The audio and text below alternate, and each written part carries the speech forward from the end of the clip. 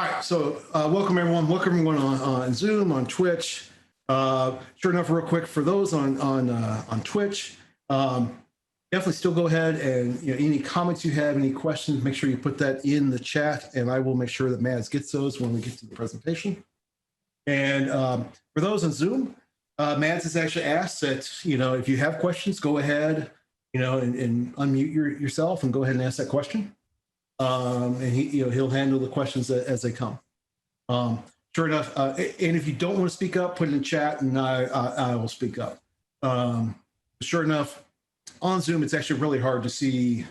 It's not impossible, but it's hard. It can be hard to see the chat when you're presenting. So, all right, so a couple quick announcements. First, as usual, I want to thank our sponsors because even though right now costs are less because it's all virtual, it still costs money to run these things. So Green Events Technology is my little company. It actually is what pays for everything right now. .NET Foundation, we're actually we're being hosted also by the .NET Foundation tonight. So that's where they're at. I'll come back to Modus, but then Tech Systems. Actually, right now they're not doing much, but normally when we meet in person, they're the ones who provide the food. We always like food. But then we have Modus, who's actually been a sponsor for us for almost between Adecco and Modus. So it's all the same company. They've been sponsored for almost 10 years, so it's been pretty cool. And so let me, Andy or Stephanie, if you want to say something real quick. Yeah, Stephanie, if you want to go ahead, you can go ahead and go. We were going to share a little bit of information about Modus and just some things that we can help right now. So Steph, you good to go? Yeah, that's fine. I mean, I'm not going to take too much of your time, but yeah, what we've noticed is what we were talking about, Chad, about different platforms that we're using, with Zoom and with Teams, and there's other, Skype and WebEx. We're seeing a lot more in the interviewing stage in 2020 due to COVID. And so what we want to do is give you some helpful tips when you go to do a video interview, because a lot of companies are doing that more and more instead of actually doing it in person. So the couple tips that we can give you that we're noticing when we talk to people just on a day-to-day basis through virtual, plus when we do interviews, the first thing you want to do is make sure that you're testing your audio and camera before you even go in for an interview. We've had candidates that waited until the time of the interview and then go, I can't get in. And then we have to scramble and try to get everything, squared away. And sometimes it doesn't look good on people. So definitely test your audio and your camera beforehand just to make sure that it is that's working. If you have to download the app, if you got to do that, do that. Evaluate your laptop, make sure that you're not looking down or, looking up or whatever. Position yourself at a table. Don't go at a couch. That looks like you're slouching. Check your lighting. Like right now, my lighting's horrible, so don't do this because you want to have good lighting. So if you got to position yourself in good lighting, so to be able to, so they can see you and you don't look like, what I do. Make sure you limit your distractions. Take all your everything down, all your applications. If you got to take off notifications, that something's going to ping, just so that it doesn't get you distracted and, could possibly hurt you in the interviewing process. The other thing that we see a lot of and people joke about is the dress head to toe. If you're wearing a suit, please wear a whole suit. What if something happens and you stand up and then you're in boxers or whatever, or you're in pajamas? Please make sure you're wearing, people do it all the time. So please make sure you're doing head to toe. Maintain complete eye contact. It's hard to do a Zoom interview and still try to get that personal touch. But you want to try to continue to make eye contact on people just so that you could still have that good rapport. And lastly, I like this idea. They said to post Post-it notes around your laptop about questions so that you can be able to look at your laptop and go, oh yes, I was going to ask a question on this. So again, those are just some helpful tips that we have, that we were provided, that it really does help out when you're doing interviews virtually, because 2020 is a lot of virtual interviews, because, from not wanting to bring people in to COVID, and a lot of positions are now going remote. It's definitely a lot more interviewing virtually, and it's a different world. So if you have any additional questions, I'll ping my email address and my contact, and we can talk later, but just some helpful tips. Awesome. Just one second, everyone. Actually, someone messaged that they're having a hard time getting in, so I was See, trying to. that's what I was talking about. Like, Yeah. people, sometimes it's, technology, it's great, but sometimes you struggle. Hey, I know I see his comment, but now I don't see it when I go to the meetup. All right, I'll fix that here in a second. All right. Awesome. That was actually really great tips. Actually, sure enough, yesterday, and I need to look up this guy's name because I want to pass along to Code Global on Twitch. So one of the there's a former executive actually just retired from Twitch, like in the last 2 weeks, and he does a lot of professional counseling, like how to get jobs and everything. Talks a lot about how like college people or people who are just getting into technology. And he was talking about doing those interviews. And like one of the big tips he was talking about yesterday was make sure you have a lot of energy, right? And he said, while, companies shouldn't judge you on how you look and everything, it's human nature, right? And people want to, they want to work with people who they think they're going to like. Mm-hmm. And he was talking about, especially in tech, because, we're more introverted, we're a little more quiet. And he talked about, drink a bunch of coffee or something, right? Have all that energy when you go in there. Because he said, if you look, especially on video, if you look like, you're just not really into it, even though you really might be, he was talking about how that, you could lose out because of that. So wow. I'm sure I'll look him up while Matt's is going, and I'll pass the link to that, to the guy. Because like I said, I meant to pass it on to, while Matt's is going, and I'll pass the link to that, to the guy. Because like I said, I meant. Was that on my side? What happened? I heard myself spoke for a moment. Oh. I was just making sure. Yeah, that went out. I heard that too. Yeah, I was just making sure because I do have it open over here, but I have it muted. All right, go back to my slides real quick. All right. Can I ask a quick question? Sure. Are interviews still around an hour long? Do you know, or because the reason I ask is sometimes the connection is not always within my control. I get those. Your connection is unstable. So I just wondered how much extra time maybe might be given for those kind of technical difficulties. I mean, I'm still seeing, if it depends on the person, I'm seeing where it's been 30 minutes, but I mean, if it's a group team meeting or team interview, it could go up to an hour. Yeah. But we've seen where people have connect issues. It's unfortunate. That's what happens. But the managers has always been understanding. So it's not like that they fault them for having connect issues.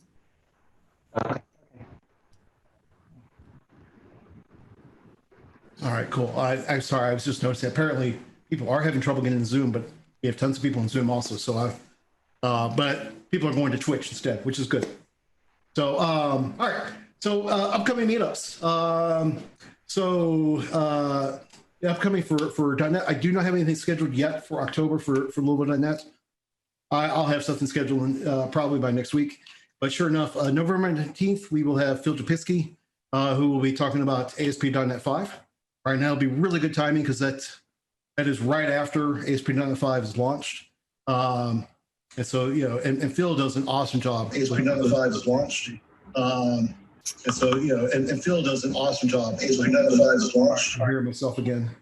And so, and Phil. You're looping too. Yeah. I have muted all. I thought I did. There we go. I've muted all. So, all right. And then on December 17th, we will have Jeffrey Palmero talking about Blazor architecture patterns. That should be a really interesting talk. And sure enough, on the other related user group, Louisville Azure, next week, actually he's here in the Zoom right now, but we'll have John Weitzel, who will talk about Kickstart into Azure Network. A really good talk about how to get started with Azure networking. And then on October 22nd, we have Corey, and I'm drawing a blank on Corey's last name right now. He'll be talking about building bots with Twilio, Autopilot, and Azure Functions. So that should be a really great talk. And then there we go. Other groups. So Louisville High Tea Happy Hour still meets, even though we can't meet. We can't go to a drinking facility. We do meet virtually. Actually, we met last week. It was a lot of fun. So it's the second Tuesday of the month, 6 p.m. You can find that on Meetup. I'll talk about the remote workers. Remote workers is on hiatus until after the pandemic, because actually it was started up to get remote workers out of the house. So it doesn't work very well right now. But then tech leaders, I put it on hiatus because actually we were getting really low numbers. We're actually going to send out a survey to everyone of when is a good time to meet. But with that group, we meet once a month, and it's really kind of like a self-help group for tech leaders. And tech leaders is whatever it means to you, right? Maybe like you're myself, where I'm a director at a company, or maybe you're leading a team of 2 even, right?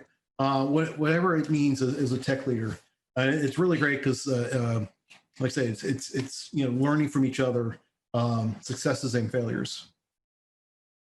All right, but along with that, I've been talking about this the last couple of months. There's a lot of user groups out there, right? And one of the take benefit of the pandemic, because most of these groups, and all these groups I've listed right here, and this just happens to be the groups that I pay attention to, that I attend quite often, but they're all online, right? So you have the benefit of attending these groups, right? And you can find them right there on Meetup.com. And along with that, and I know we have people from the .NET Foundation, so the .NET Virtual User Group, definitely check that out. You see all kinds of great events. You really will find out about events you would never have found out otherwise, just by looking at that group. All right, one last quick plug for myself. So I stream Monday, Wednesday, Friday at 8 p.m. Eastern Time at TaleLearCode, twitch.tv/TaleLearCode. And like right now, we're doing an introductory series. I'm actually working on an app I need for to get a website put together, but I'm actually going through more detail, right? So talking about how what the different parts of the C# are and why I'm using that over something else. So I built it. I'm doing it. Nothing's planned. I'm doing it as I go. But the whole idea is for newbies, right? To help learn, help learn C# and how to get into it. So that's what we've been working on. We'll work on other things. In another week or 2, I'll be going back to graph databases, trying to get my graph ORM built. All right. Sure enough, normally we'd be going to BJ's afterwards, but of course we can't go to BJ's afterwards. So after Mads is done with his presentation, we'll disconnect from Twitch, and we turn this into a social hour, or social hours, as it sometimes is.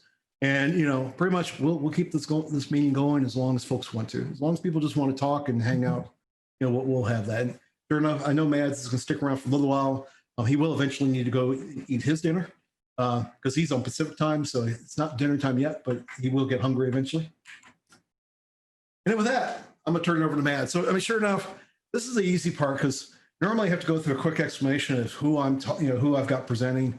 But Mads, even if you don't know him by name, you know what he does, right? Because I'm sure everyone in here works in C# on a daily basis, or I know some of you are learning C# right now. And Mads basically, he's not necessarily the brain behind everything, but he's the one who funnels everything, right? Because he's I forgot his exact title, but basically he's a program manager for C#. So with that, I'm going to turn it over to Mads. Well, thanks. Very excited to be here. Great to see so many people in here and on Twitch. I am going to start out by sharing my screen, and we'll see how that goes. You seeing my screen now? Yes. Great. Yeah. Zoom isn't telling me about it, but yeah, I'll assume you can all see it. So very boring screen to start with, but yes, I'm the I guess you can call it the lead designer of C# right now. Of course, there's a whole group of people actually coming up with this stuff. But yeah, I get to being a program manager means that you get to go on the road and take credit for all the work. So so that's really that works well for me. We're going to get technical in a second. I just wanted to touch base on, I don't know if you've seen this over the years. For a couple of years now, we've had at that URL there, we've had the C# language strategy, as well as one for VB and F# up on the web, on our blog. And it kind of outlines how we think about language design. And specifically for C#, like what is the underlying philosophy of how we go about how we evolve C#. And so I've kind of just boiled it down to 3 points here. One is that we continue to be leaning in fairly heavily into evolving the language and innovating in the language. It's our observation that the landscape of development changes fairly dramatically. Like when I started 15 years ago, there wasn't even a thing called the cloud. And so if you want your programming language to stay relevant in new scenarios, sometimes it has to evolve. Like being async was fringe 15 years ago, and now in many scenarios you can't live without it. So things like that. And we're not afraid to innovate and to come up with nice new things when there's nothing out there that we can steal from another language that we think is adequate. Though we do that a lot. There's a lot of theft involved in this job as well.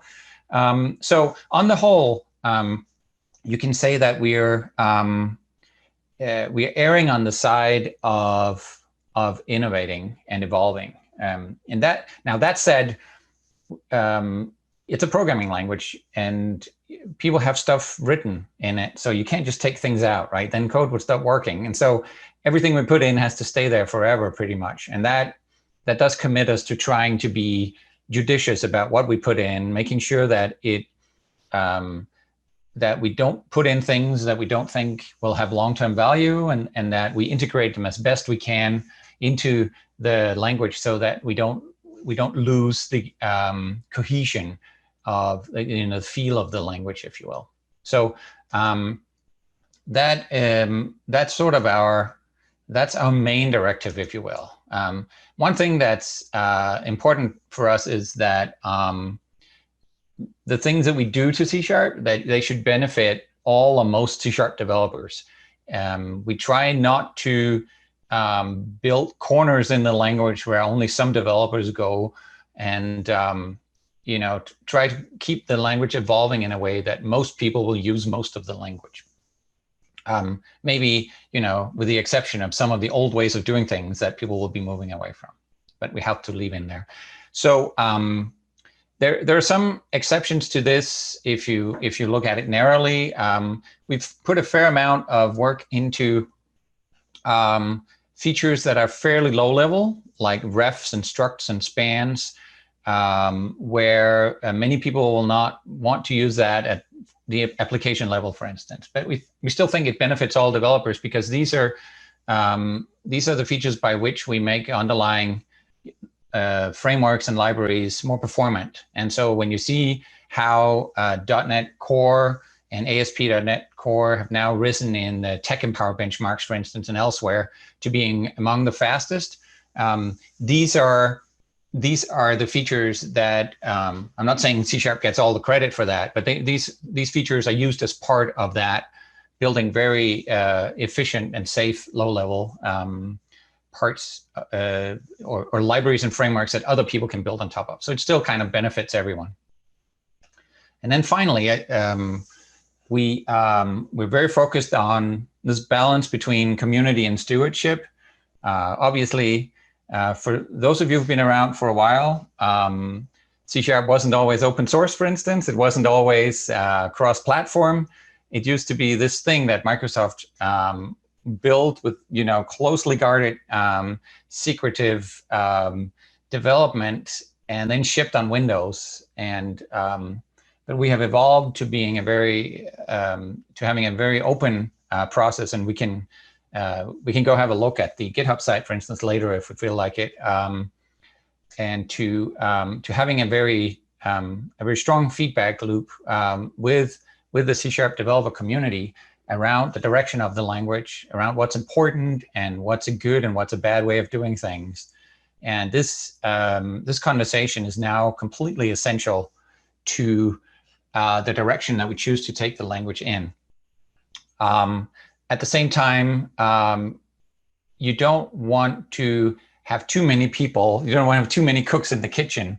And so it's important that even as many ideas and many thoughts come into the language, that there's a funnel and that there's stewardship. And so we have a design team that reigns supreme over what ends up going into C#, and that consists of people who have, some have been involved for a very long time, and we sort of have a cohesive sense of what the spirit of the language is and what are good things to do with C#.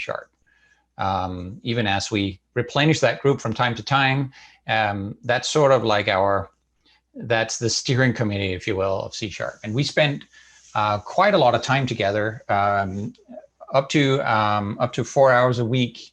We spent together in meetings, debating and designing in detail the features that go into C#. And you can see the output of all that if you go to our GitHub site. So that's kind of how we think about language design. And before we go talk about what's new, I wanted to see if there were questions or comments already. I don't have a lot of pauses when I speak, so it might be hard to get a word in edgewise. Well, the one question I did see, and actually came before you started speaking, but I think it's worthwhile talking about, was is .NET 5 the new unified version scheme for .NET Core? Yes, .NET 5 it's essentially it is .NET Core. It sort of is the next version of .NET Core. But we decided to go to the .NET name rather than keeping the core name, because .NET Framework is parked in terms of new features, and the other .NETs, and notably the Xamarin Mono set of .NETs, are being merged in. So we're getting to one unified .NET that's moving forward.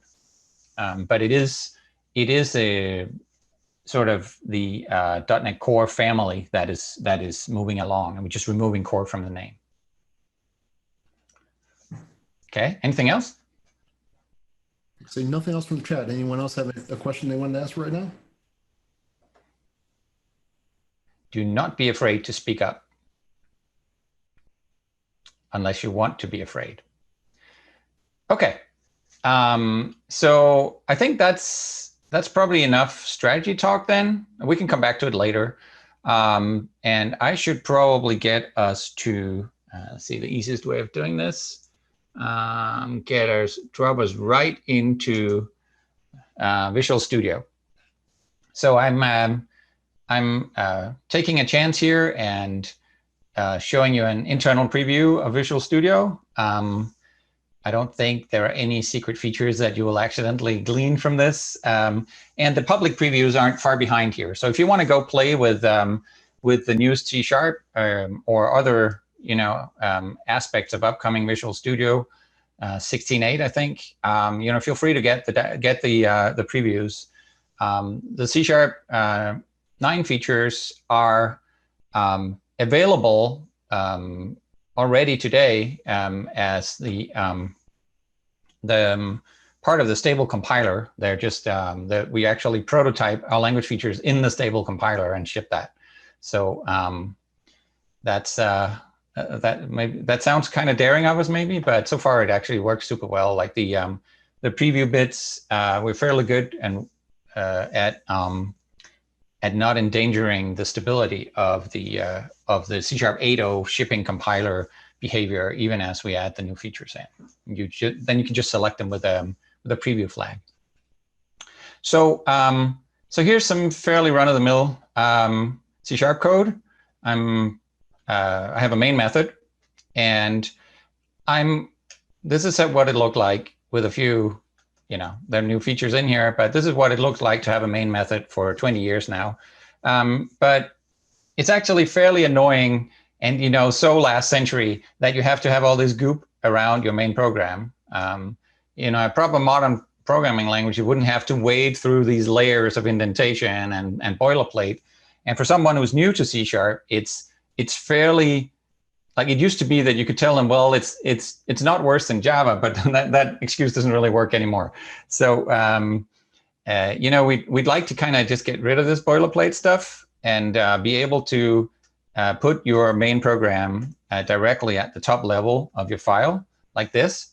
And as of C#9, this top level program, these top level statements are totally allowed. I can write my demo like this, and in fact, I don't think I will ever have an explicit main method in code on stage again, except to show that I can delete it, because you can do all the same things here. You even have this just becomes the main method, right? It's just, think of it as syntactic sugar for just the compilers shoving it back in there, and we took great care to make this at least, let's say, 98% as expressive as if you were actually putting it in a method. So even if you say want to access args or something, you can do that. There's a magic keyword called args, even though there's not an actual parameter called args in scope, right? So you can do the same things, but now it's a lot easier to just sit down and write 3 lines of code and you have your first program. This is a theme that we've been on for quite a while to kind of simplify some of the clunkier aspects and some of the things that sort of feel very C heritage heavy, where most modern languages have evolved to more lightweight syntax, and we're gradually taking C# in that direction, trying to do it in a way that's not that doesn't introduce like 2 dialects in the language, but that's kind of coherent. So you've seen us do that also with other things like the switch expressions and the using declarations and so on that we introduced in C#8.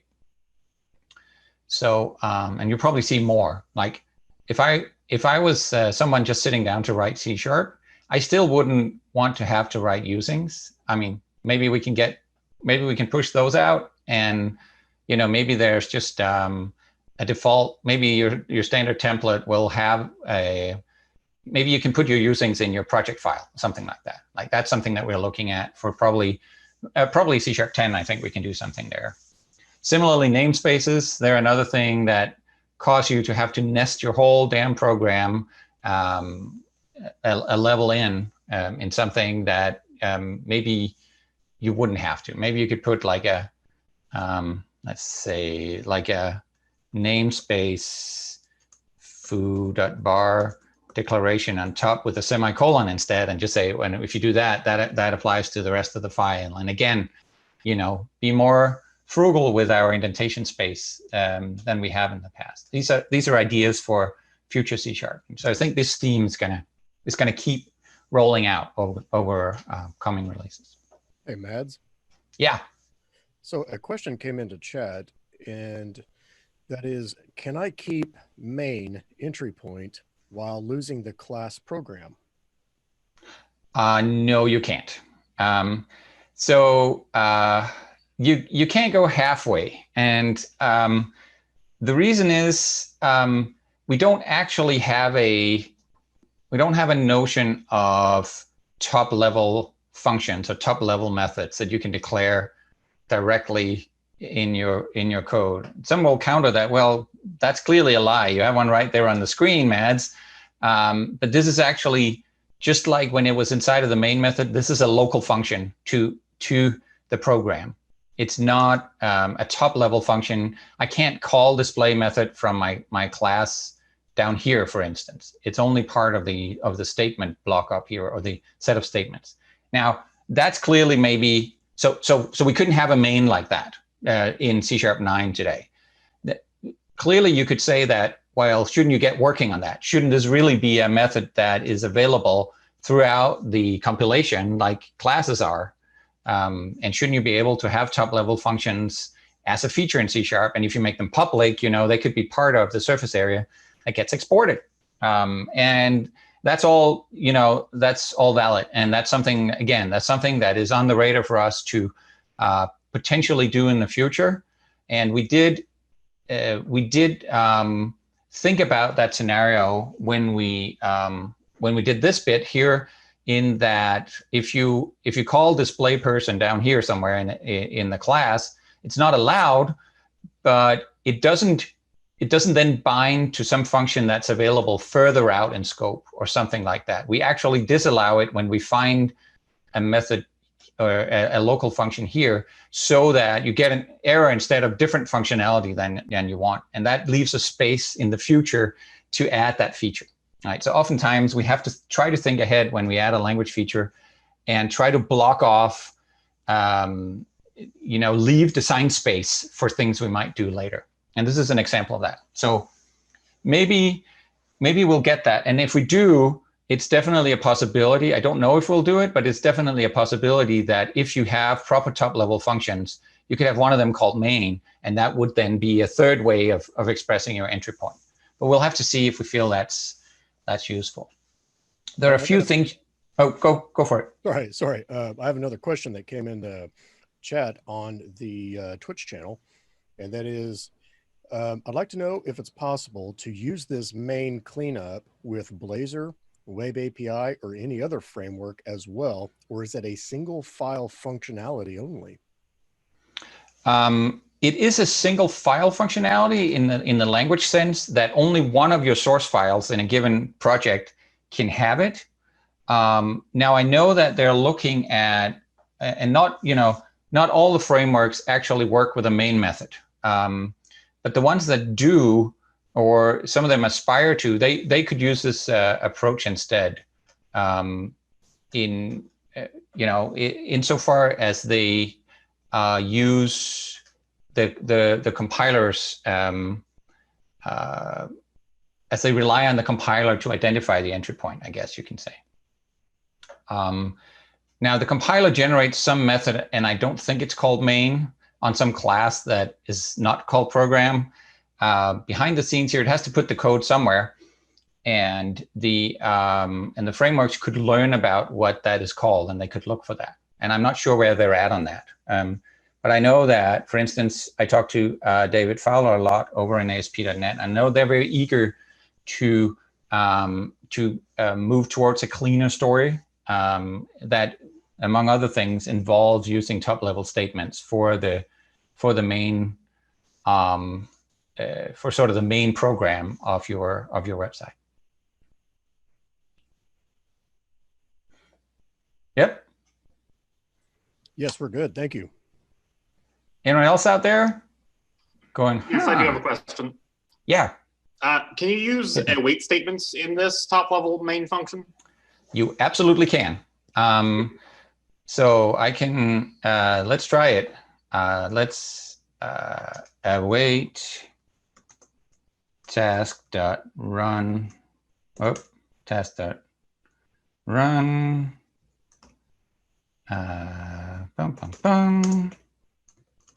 Something like this. No problem. As of today, you can have async main methods, but you have to explicitly make them return task. So we did recently, I think that was C#8, or maybe it was C#7 something. That was probably C#7. I can't keep my versions apart anymore. We do allow async main, and if you put an await in here, that method that gets nominally generated under the hood will just be async, and we'll call it appropriately, wait for the async execution of the method to reach the end before we terminate the program, if you run it as a console app. So, Cool. yep. Absolutely. In general, you can do, as I said, about 98% of the things you can do with a normal main method, and that's probably lowballing it. The things you can't do are things that are directly tied to those program elements. So if you want to put a certain attribute on your main method or on the class that contains it, well, you can't. There's no place to put it. And so that's kind of where we run out of steam. We figured those scenarios were fairly fringe, but if we turn out to be wrong about that, it's, we might be able to add something to make up for that. So that's where, there's a little bit of, I'm not saying this is 100% replacement, but I haven't run into places where I need to go to a main method yet. Anyone else? Yeah, there's another question that's come in.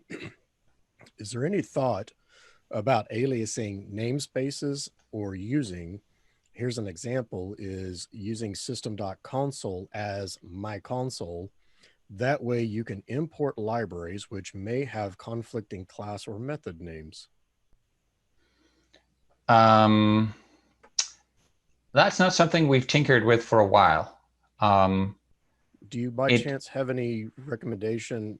I mean, I've got a personal opinion about aliasing system.anything. Do you have any opinions on that? I don't really. I mean, I like that you can see what's there, but that it's system, but I don't really. I usually defer to my my framework friends for this kind of recommendations in that space. My quick opinion is don't. Right. Don't alias something that's a system.anything. Let that be declared explicitly for that very purpose. And if you do have a class library conflict, that's more of a symptom than something to break the rules of. Would you agree to that? I think that the problem of collisions should not happen much with system. Like if you have something that collides with system.something, at least commonly used system.somethings, that's probably a design error in that library. Because you're just asking for trouble. Everyone uses system, but you can have third-party libraries that happen to collide. That's going to be fairly rare though, because they're going to have more. Yeah, no, that could happen. That could happen, and yeah, you're going to have to use some aliasing there, and that's I get that gets a little tedious because you can't do it at the whole namespace level. So, but I haven't, honestly, this doesn't come up as a problem that a lot of people have a need to solve. So we haven't moved on it. There's no reason in principle we couldn't. All right, thank you. Cool. Anyone else? All right, silence is good. That means we can move on to this very advanced class library that we have down here. It seems to always be person demos with me, because to be honest, I'm not that much of a developer, and it's nice that it fits on the screen.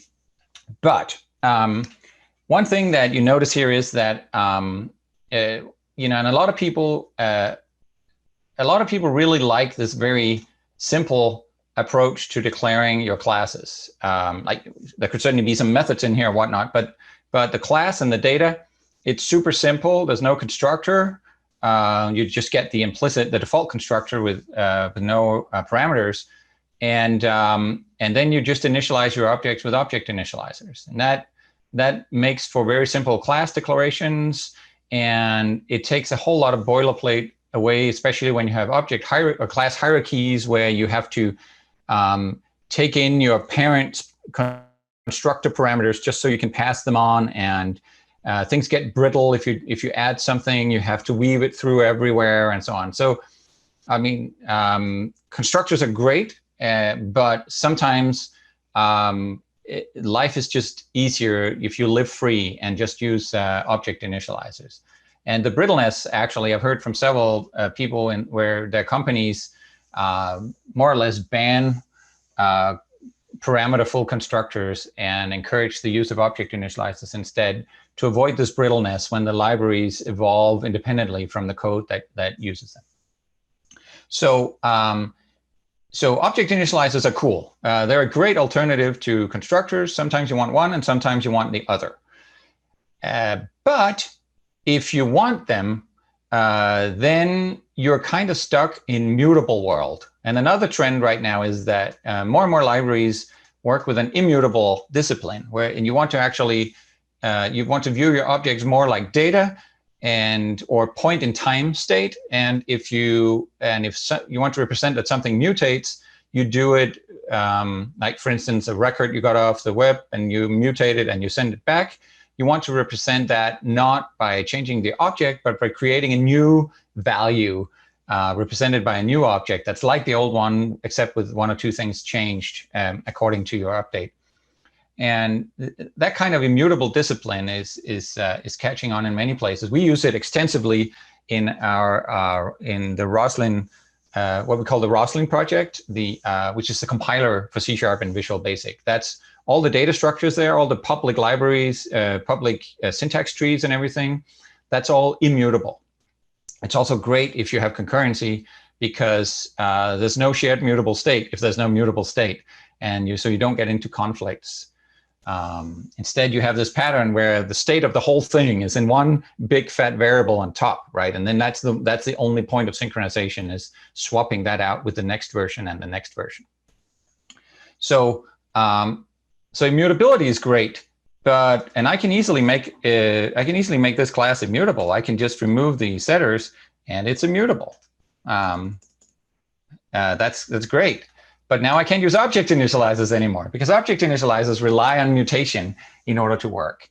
You know, the way they work is the person object gets created, then the setters get called here as the object. The way the compiler compiles the object initializer is simply to assign to the properties and thereby calling the setters. And if there are no setters, there's no fun here. So what do? We want to have setters that only work until you have initialized the object. And so we simply made a version of setters called initters. So you have an init accessor that is like a setter. It is the setter, but it is only allowed to be used during object initialization. And so if I were to come and say person.lastname equals Hanselman, we could also have done this whole demo with me and Mads Christensen, but we have several of these name collisions on the team. But now you get an error saying you can't assign to it anymore. You could only do it in the object initializer. So essentially, we created a way to describe immutable data and have your object initializers too. And that's what these guys are, these init only properties.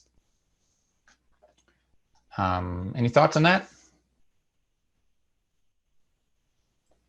There's already one comment in chat that it's already going to help them with a lot of the code that they write. So this is pretty cool. Excellent. And so to me, it seems like the class itself is not necessarily immutable, but the fields of that class are. That is correct. Though if they all are, then it amounts to the same thing. Sure, yes, yeah. So there's not a thing in the language that gives you the discipline of saying, read-only class or something like that. We do have read-only structs actually. So maybe one day you could have some way of annotating a class and say everything declared in it has to be immutable, or you get an error. That's definitely something we could do in the future, but all it would amount to is the compiler checking that you put only immutable data in there. So that's something for the future to consider. Well, I'll say sure enough, I mean, between the init and I know what you're getting ready to talk about with records, those are the two features I'm looking forward to the most on C# 9. Great. Because records, yeah, we'll be talking about records next. You got Especially me when you there. get the code. I mean, I write back in APIs, right? Where I'm just passing data back and forth. And so, so sure enough, I mean, this is what I'm really, really looking forward to. I'm looking forward to hearing how you like it. I will say that we'll be talking a little later about some of the things we didn't get to with the initialization and immutability story in C# 9, and that we're going to hopefully put a lot more things into C# 10, which hopefully is already, just another year from now, because we're just like .NET, we're about to settle into a yearly cadence for major C# releases. And so any feedback you give me today and later, if you have experiences using this that it runs out of steam or something is too clunky or whatnot, I'm very eager to hear about it. One thing that I do have one last question that came in. Oh, yeah, bring it on. The getter for those two properties, I mean, can you remove those and those just be init only? Let's try it.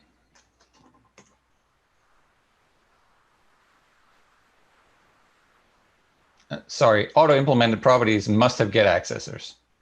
I don't know why we have that rule, but so does it could be, you could do it as let's try to do it as a manual property. Let's say this is your initter, then you can totally do it. So that's not so much a thing with the init, that's a thing with, that's a limitation of auto properties. So if you remove the getter, does it keep it obviously from the external of being readable, but could something internal to that class still read it? Not for the thing about an auto property is it generates a backing field that is completely inaccessible to anything but the property implementation itself, right? Not even the rest of the class has access to it. It has a mangled name behind the scenes in what the compiler generates. And so an auto property with a backing field that can never be read from is kind of useless. I guess that's why I can't remember this rule probably made it in the same time as auto properties in C# 3. So I forget the reasoning, but if I can kind of rationalize it, that's probably why. It's just too useless. It's not for your own properties, the manually implemented ones, it's not useless necessarily to have a setter only or an initter only property, because you might be funneling the data somewhere else through that property, and that might be accessible to, in various ways. But the auto property just stashes it in a place that you would never be able to get it out of again. Make sense? Sorry. If you comment out the line 5, will the line 8 work? Good question. No, it won't. So it's required to be initialized in the way the line 5 does, right? Yes, it's required to be initialized with an object initializer.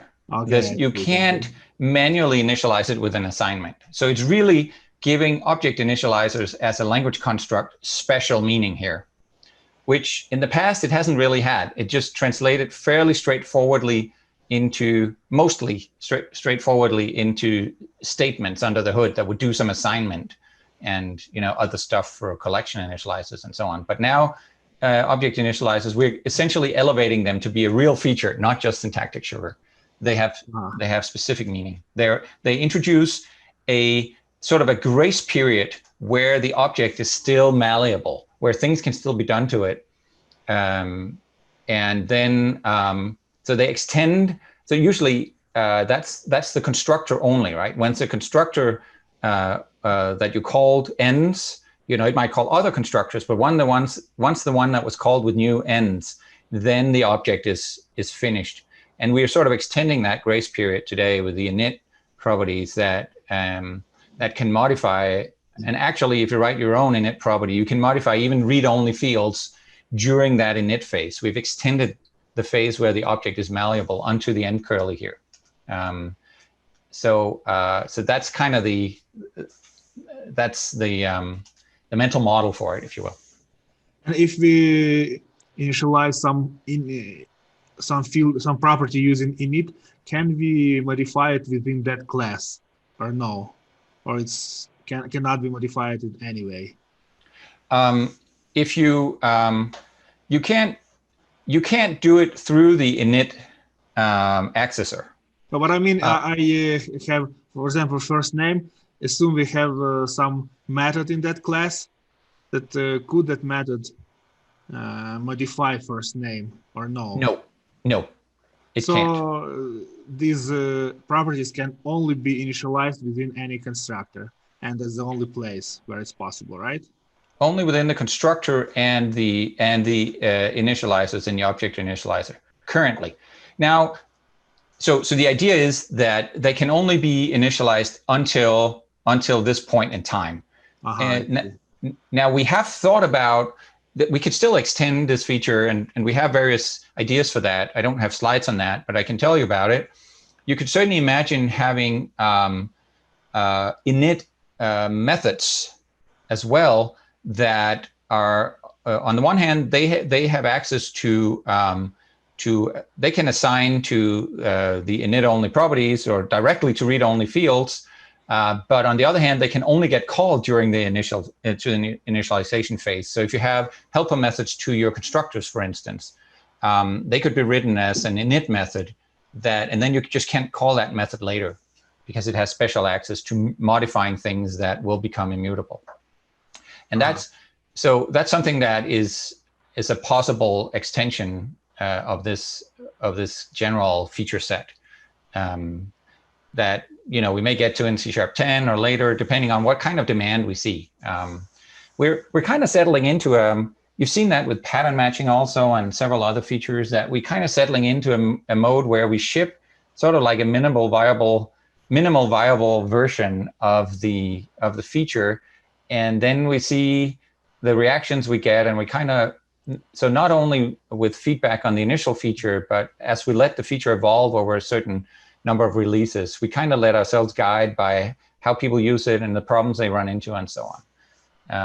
And I think this is going to be very much like that as well, where we will get many scenarios when people start using it in anger, and they will help us they'll help us prioritize the things to fix or improve next time around. Sorry, one more question. If we don't initialize a property in the constructor, is it possible to initialize it later in some method or no? You cannot initialize an init-only property later. It's like a read-only field. It can only be initialized during construction. No, but for example, a constructor didn't initialize it, but later we have the value for it and we want to initialize it. Will it be possible? Nope, not with this feature. Even if it's not initialized in the constructor. Okay, thank you. Yeah, then you'd have to, the field itself will have to be mutable. You can make it observably immutable by implementing your own property around it that's sort of maybe lazily implements it and only gives people access to it after it has been set or something. So you can choose to do that, but that's a manual thing that you will have to build. I meant something like that. What's that? I meant something like that. Yeah. There's nothing automated around that.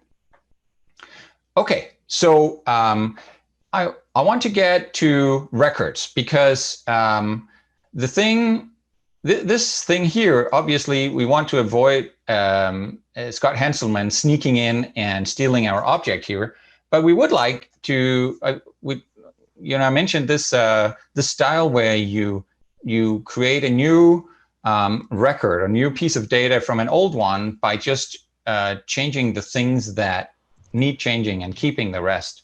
And we wanted to give that first class support in the language, and that all points to a more sort of value-oriented view on objects. And we want to support a value view on objects through the feature called records. So instead of declaring your class as a class, you can declare it as a record. You just change the keyword out. It's still a class, but it now gets some additional capabilities that are generated onto it by the compiler. And you can still have inheritance hierarchies of records as well. Though currently you can't inherit between records and other classes. That's something we're looking to fix later. That's one of those initial limitations. So what happens when you have a record? What happens is we now give you language support for creating new objects from old objects, new records from old records, if you will. So if I want to do a non-mutating version of this scenario, we can say var other person equals the old person with, and then an object initializer. And then what you get is an object that's like the first one in every way, including, if this was really an instance of a derived class, but we didn't know that here, the new object would still be an instance of the same derived class and copy over all the data you can't see and everything. It'd be a perfect copy. Except we would then overwrite the last name of that copy with a different string here. So that's how the with operator works. And now we can display that other person. And let's actually try to run the code as well, just so you can see that I'm not lying. And you can see these two objects now coexist. One Scott Hunter and one Scott Henselman. So you get this effect of being able to create new records, but you still have the old ones around. We use that extensively in Roslyn, for instance. If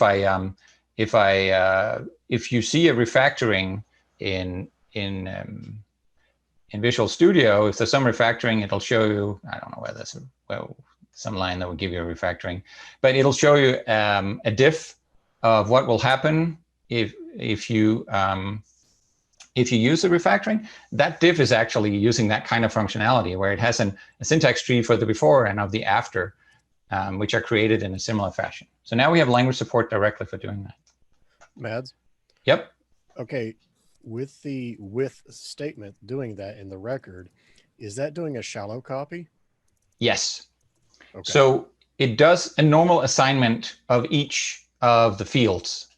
The semantics of it are, we debated the semantics a lot, and we ended up saying the language already has a shallow copy mechanism built in, which is what happens when you assign one struct to another, right? So a struct assignment does a shallow copy of all the fields of the struct. And we said, this has to do the same thing by default. You can intervene with it in sneaky ways, but I'm not going to get into that here. That'll be too involved. But by default, the code we generate will do a shallow copy of the whole object. And then on top of that shallow copy, because we're in an object initializer here again, and because these are init only, then you get to change it. So if we were to make the last name not have an initter,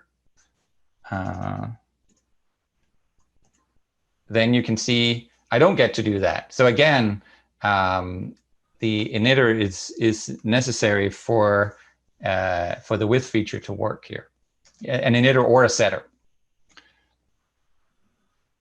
Does it work with setters only, or it's possible to use it with more complex constructors?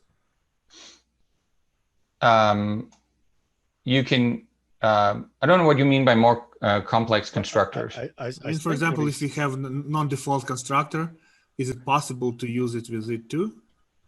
So this feature doesn't call the constructor it doesn't call the no argument constructor that you see here, the public constructor on record. It actually uses as a kind of helper method.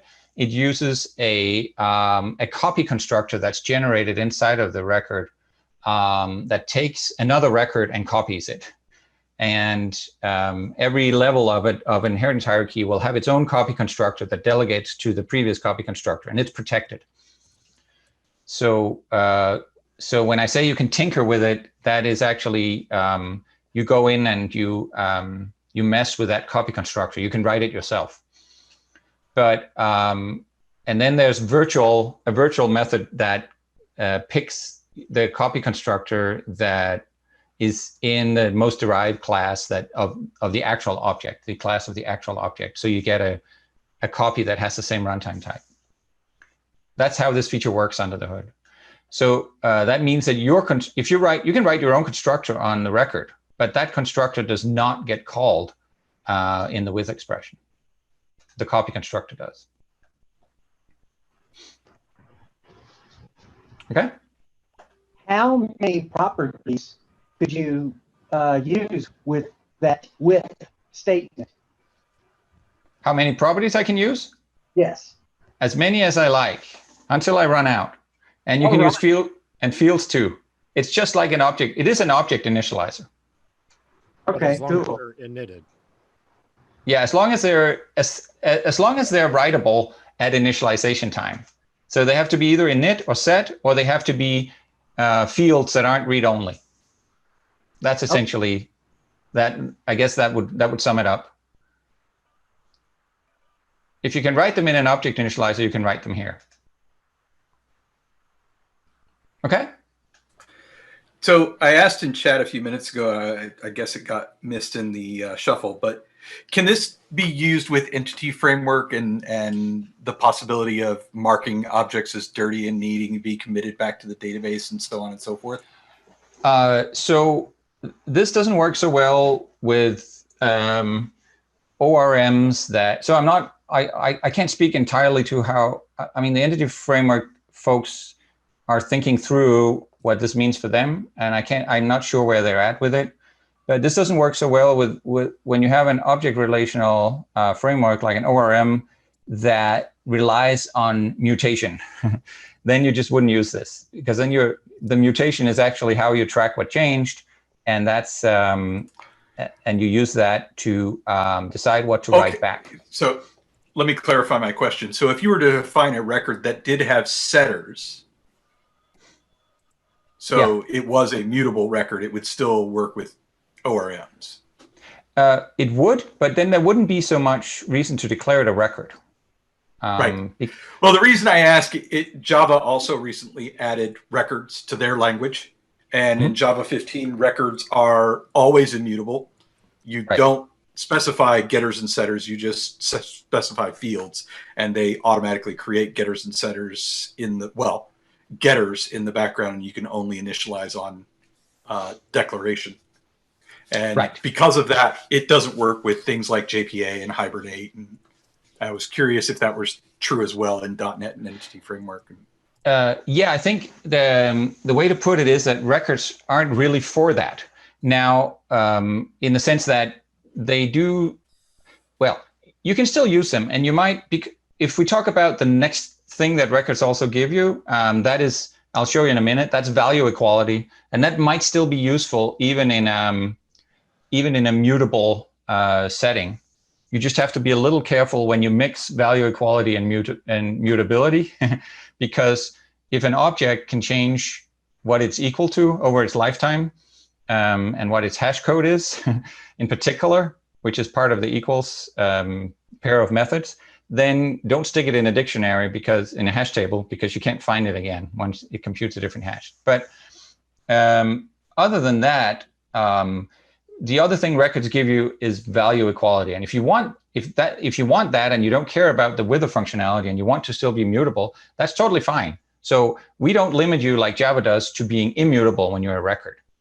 We're just sort of saying, hey, if you're not, then just be a little careful, because we have value equality, and that doesn't gel well with mutability in all scenarios. So just, buyer beware on that one.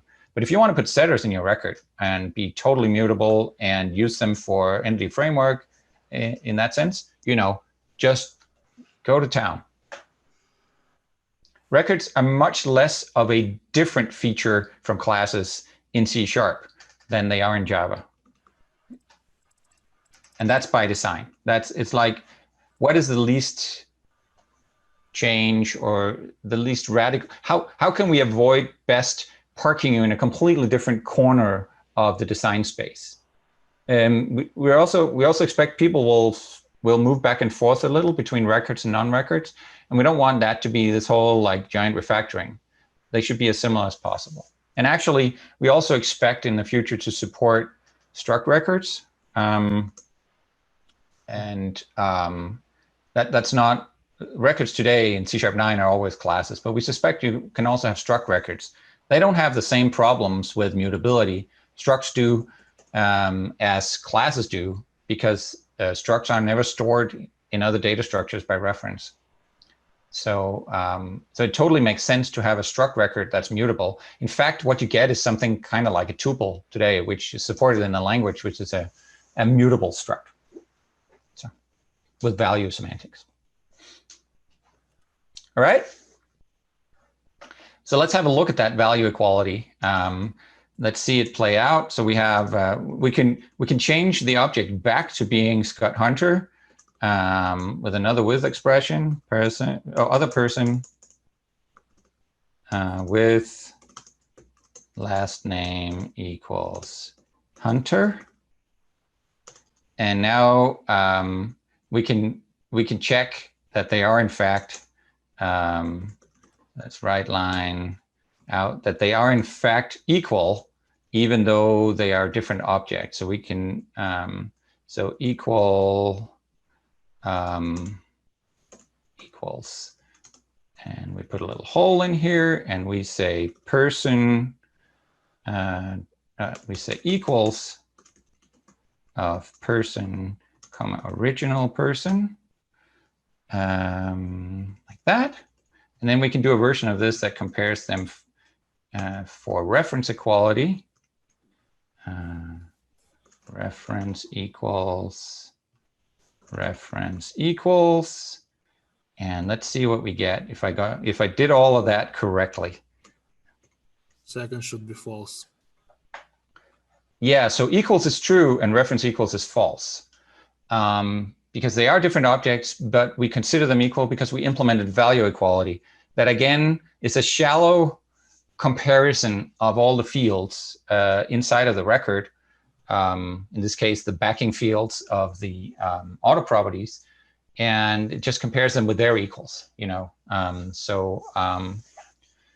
again, this is exactly how equality works between structs. So again, we sort of took our inspiration from structs, from value types.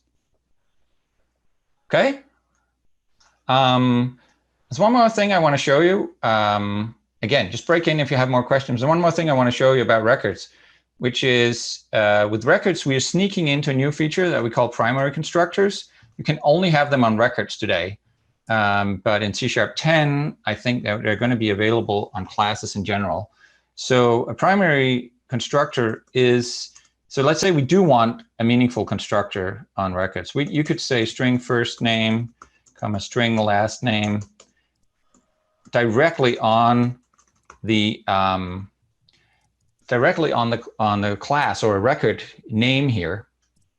If it had a base class, you could actually, you know, say my base class and then give it constructor arguments as well. So this generates a trivial constructor that takes in a first name and a last name. And those are automatically assumed to be the properties that you've declared here, but you can also just not declare those in a record. You can also just not declare these properties, and then properties will automatically be generated for you that are by default public init-only auto properties. And so I just declared a very simple record with a 2-parameter constructor that's automatically going to initialize those properties. And I can even, remove the curlies and just put a semicolon if I want. This is a super simple record with a positional constructor. And now, of course, I don't have the no parameter constructor anymore, so I can't use the object initializer anymore. This is if you want. So this just to show that you can very neatly, you can also take records in down the constructor route if you prefer that to the object initializer route. You're still not boxed into one or the other. Make sense? and you can still give it a body, and you can still put other members in that body. Or if you don't like getting public init only auto props for these, you can write your own properties still. And so string, we could say, yeah, we could make it internal instead. String first name, and we can make it a field instead. That doesn't work, but we can say get set, and now this one won't generate the auto the init only auto prop. So you can override what gets generated by default. And that's a general theme for records. That a lot of things get generated here. You get to override them. It generates an equals implementation for you, but if you don't like it, you can write your own, and then we don't generate one. And the same for that copy constructor I mentioned before. So you can have more control if you want. All right. Any more questions on records and that whole thing? Otherwise, I want to show a few other features from C#9, and then we can also maybe spend a little time talking about what we're thinking of beyond C#9. I hear no protests. Let's move on. Let's move into my other buffer here and talk a little bit about pattern matching.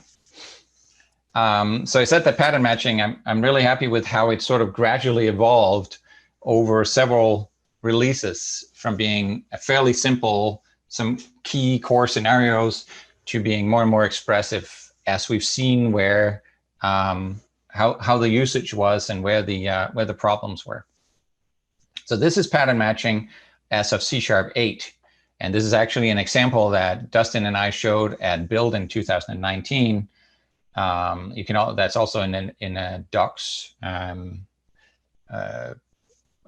tutorial on pattern matching. So we have it's really modern C# here, right? Where you have an expression bodied method here. The expression is a switch expression on the vehicle that came in, and whatever gets picked in that whole switch is the result of the whole method, right? So that's typical new C#, if you will, very expression oriented. And in here you have various patterns in your switch. It's a giant switch. Either it's a car or it's a taxi or something else, you know. And very cool. You can dig in with property patterns. So the positional patterns here dig into the data that's inside of the objects when you recognize them, and so on and so forth. But we have more things in C#9, more improvements on patterns. The first and simplest one is that you can just, whenever you have a type pattern like this, where you just say, if I get here and it's a taxi, I don't care about anything about the taxi. So I just put a discard to not have to get it into a variable or check further things about it. You don't, in C#9, you don't have to put that discard anymore. You can just have a taxi. You just have the type itself, you know, just say taxi here. So that's like and that goes for those ones down here as well. That's like a small thing. One thing I think is really cool, you see we have a bunch of places here where we have when clauses that use numeric comparisons to constants. Those are now also available as patterns. So instead of going into sort of like a Boolean expression here to check those, we can apply them directly as patterns. So let's take this delivery truck and actually do a nested switch on the truck, on the truck's gross weight class. So I will do t.gross weight class switch, and then have a new switch block here. And what you see is that we get all the way down here before we get squigglies. So this is actually allowed inside of that nested switch. And that's because this here greater than 5,000, this is now a pattern that's getting applied to, you know, the thing that comes in.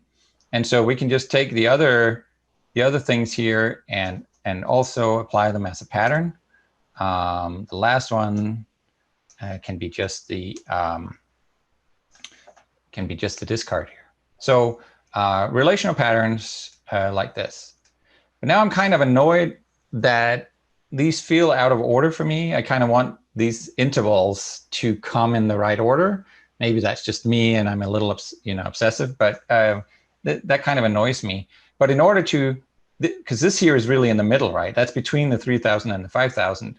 But in order to express that in a way that's not just the thing at the end, I would need two patterns, two relational patterns. And that gets us into that you can actually now combine patterns. So I can say that if it's greater than or equal to 3,000, well, if I could spell equals, there we go, greater than or equal to, and it's also less than or equal to 5,000. So I can write the pattern like this. This here is an example of an AND pattern. We call them logical patterns, which is very logical, I guess. You can have AND and OR and NOT patterns. And you might ask, so why don't you use the double ampersand and so on that you have in the rest of C#? And that's simply because that's just that's a non-starter, because that would be hugely syntactically ambiguous.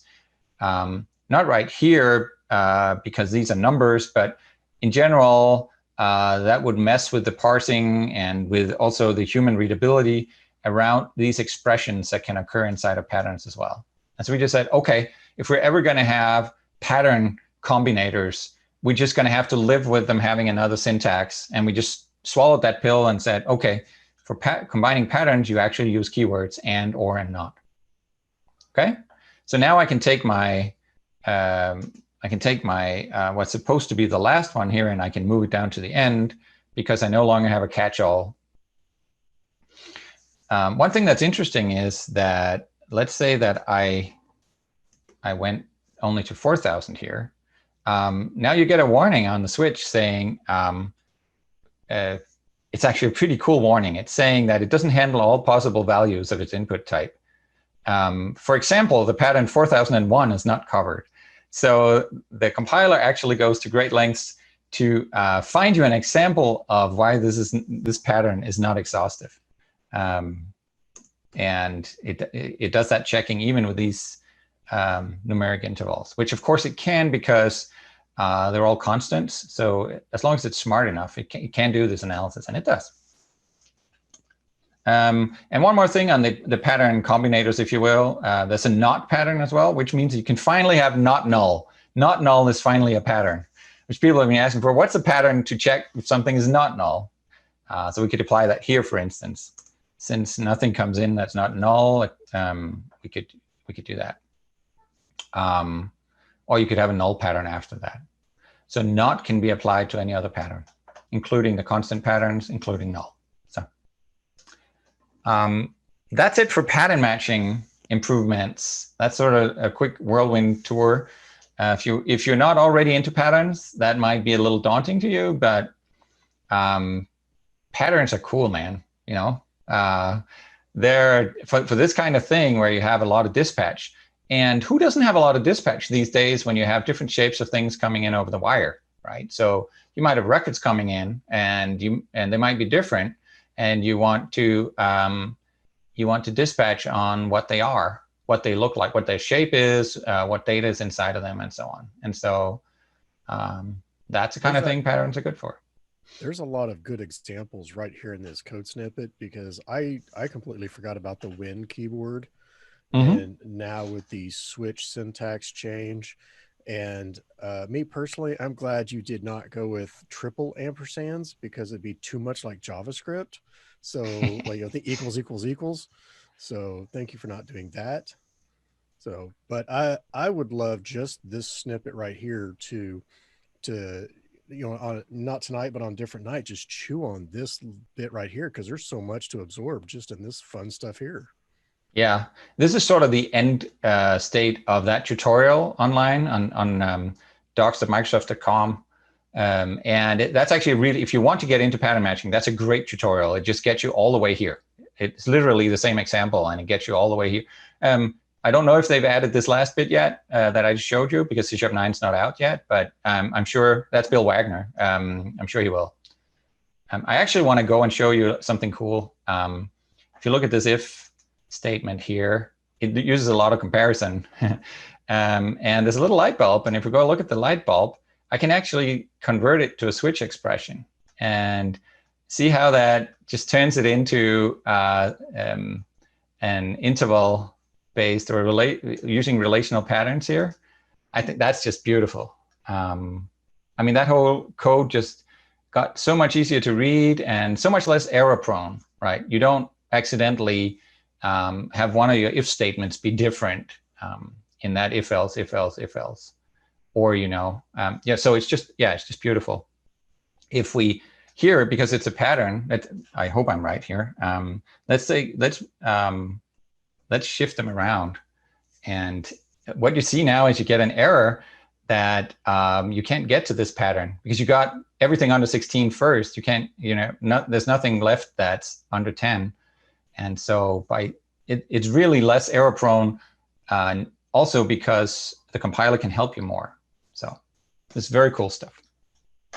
You can hear I'm a little proud. And it's not even me who did it. This is all Neil Gafter,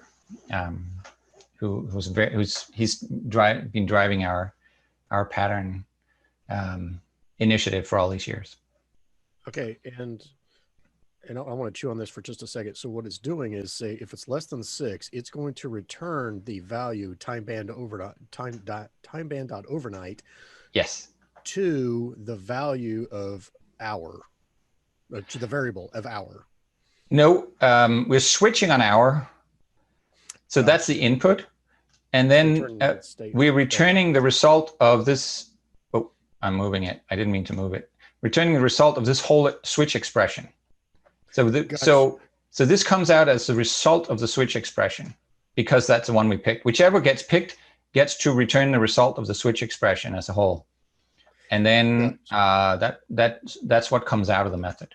I overlooked the return.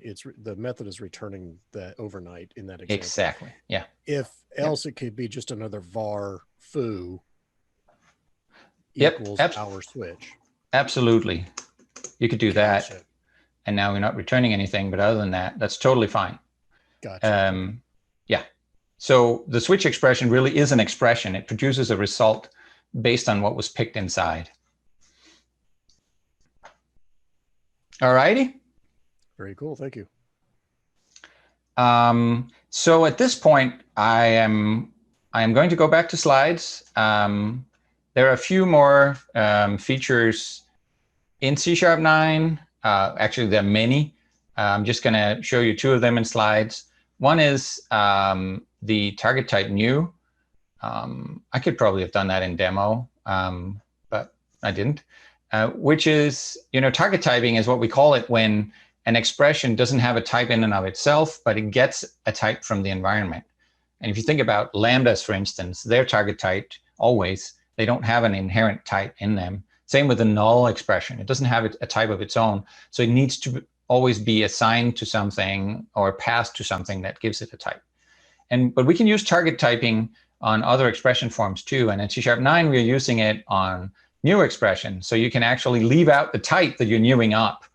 And if it's evident from the environment, like if you're assigning to or passing to a target type, then we'll just take that type and we'll shove it in there and see what happens, you know, and if that works out, you're good to go. So I think mostly for like, if you have bigger constructions, like you're constructing you have a bigger new expression of an array or a data structure, and you're newing up things inside and so on. You know, think of, I'm newing up a whole new array and you want to I want to write out all the objects of the same type inside. It's so repetitive. Now I don't have to say the type because the element type of the array is evident. That kind of thing. But of course, it can be misused if it's not clear from context what you're newing up. That might be a code smell that you're sort of like getting a little too implicit. It might hurt readability of your code. So use, you know, just like var, use this only when you feel that there's sufficient clarity in the code. Covariant returns, I think, is cool. Well, I think everything's cool, so I'm easy. When you override a method, you can now specify a different return type as long as as it derives from the previous return types of both the virtual and any other overrides that you override. then so you can keep specializing the output, if you will. Like, I'm sure you've all been in situations where you want that to happen. But you just know that when I'm calling this virtual method on this more specific class, then I also have a more specific kind of thing that I get back. You know, I ask an animal for some of its food, I only get food, but I ask a giraffe, you know, I might get eucalyptus leaves or whatever it is. No, it's probably acacia leaves, and you know, so on. So you could specialize the return type. That's implemented properly in the runtime. Until recently, back when we were all .NET Framework, we were kind of scared to muck with the runtime. Actually, since generics, and for many years, we didn't really change the runtime to implement new features. We did them all as compiler tricks instead, because .NET was this Windows component, and we couldn't really control what was deployed to which machines as part of Windows, and having people update was very, you know, dangerous and so on. So we kept away from implementing language features in the runtime. But now you can just have side by side as many .NETs as you want, and the DLLs can have requirements on what they run on and so on. So it's easy to it's a lot easier now to make sure that to just have a requirement for, I need a runtime with these features. Just like I need a runtime with these libraries, I also need a runtime with these actual features in the virtual machine. And this is an example of that. The compiler, or sorry, the runtime now recognizes this pattern and allows it. So that's it for C# 9. Mads, I apologize. There was a question that came into chat that is back on the switch statement. Oh, shit. And yeah, over in the Visual Studio.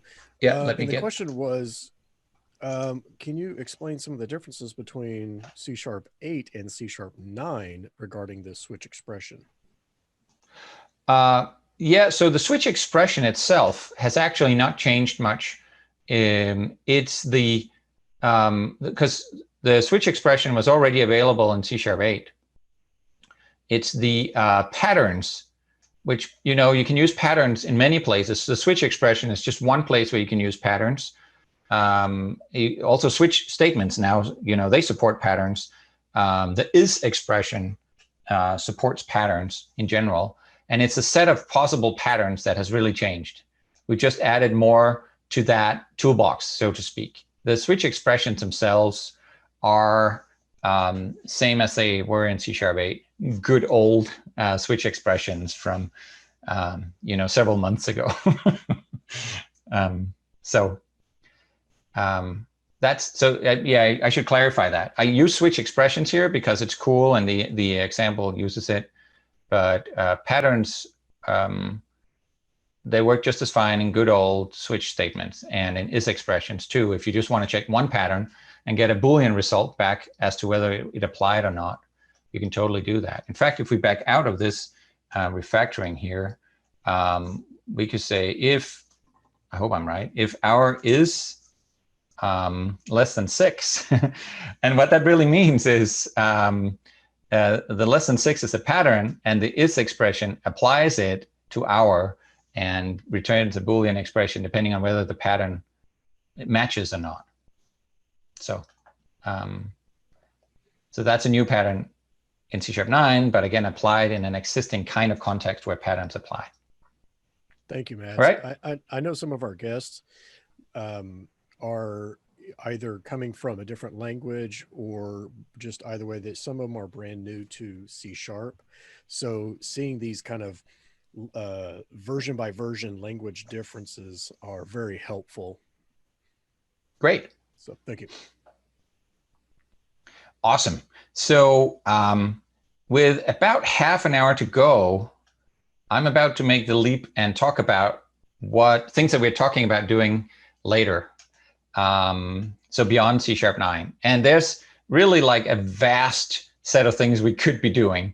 Let me actually, let me take you quickly to our home.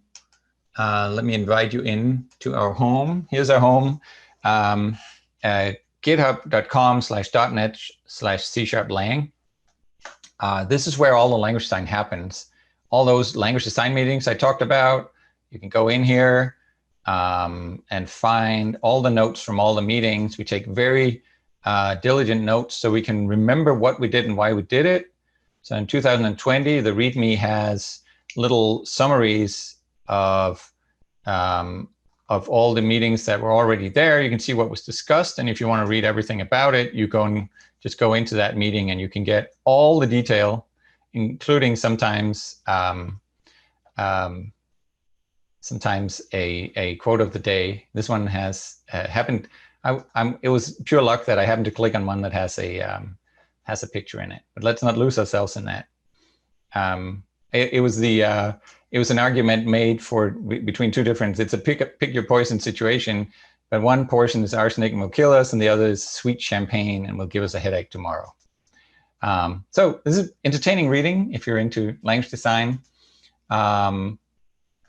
There are also issues in here that track things that we are eager to do but haven't done yet. And for less formal things, we now, as of like last week or the week before, we now have discussions as well. But up until now, discussions have just been in issues. But you go in here, and if you see this proposal champion label here, that's an interesting one. Let's filter on that. That means that someone on the C# language design team liked this proposal and they would like to discuss it, or they find it interesting and they would like to discuss it in the language design meeting. And so what happens is that we language designers, we C# designers, we look at all the things that come in GitHub. Lots of stuff come in, lots of proposals. You can see we're up to almost 4,000 issues in a repo that doesn't have code. And then if we think one merits discussion, we'll put this label on it, and that means we will triage it at a certain, we will periodically do triage. If we still like it when we discuss it, or think that it merits further discussion, we'll assign it a milestone, and so we can go and look at the 10.0. There's a little bit of a changeover of terminology here. So let's go to the 10.0 working set, and here you can see all the ones that we initially assigned to be worked on in the C# 10 timeframe. So everything I talk about in C# 10 will be somehow represented in here, at least when the label change, milestone change that I talked about settles out completely. So that's how you kind of navigate on your own all the things on our radar. But if we go to the slides, sorry, I'm looking over your heads here. Here are three. These are not the only themes. I mentioned several, but here are three things that we're definitely focusing on in the near future. One is to continue the records, initialization, immutability focused theme. And I talked about many of the things we're talking about here. I'm sure you some more. And these are other things that we might get to also talk about. That's all I'll say for now. So one thing is that we think that, in particular in records, but in general, it's going to be fairly common that you're going to have this pattern of an public auto property that's init only. And in records that you saw, that was even the default that gets generated if you put a primary constructor on there. So we figured maybe we should give you like a shorthand for that particular form. You can write it out in the long form if you want something else, but this is going to be so insanely common that we want to make it something that's extremely terse, like a really first-class citizen.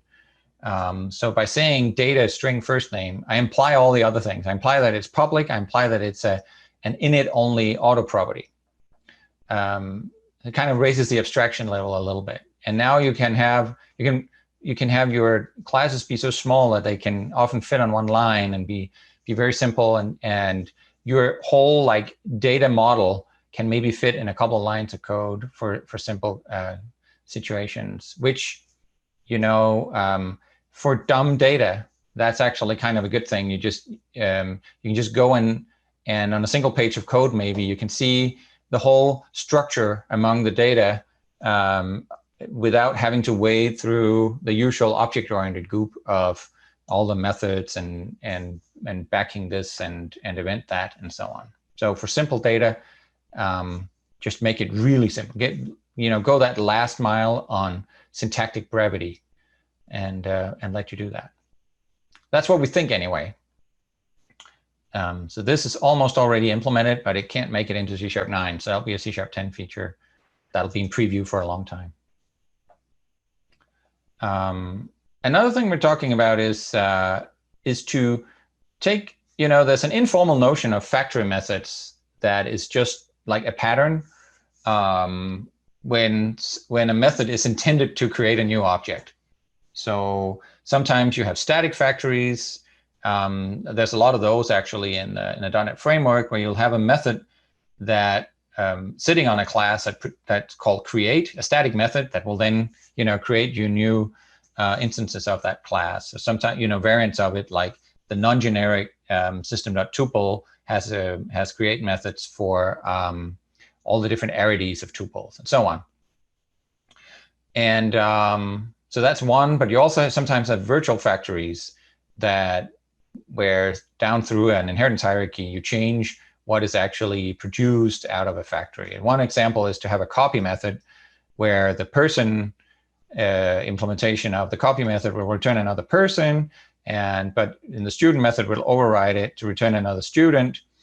And that's where there would probably be an object initializer here actually that would initialize the new person to have the same data as the old.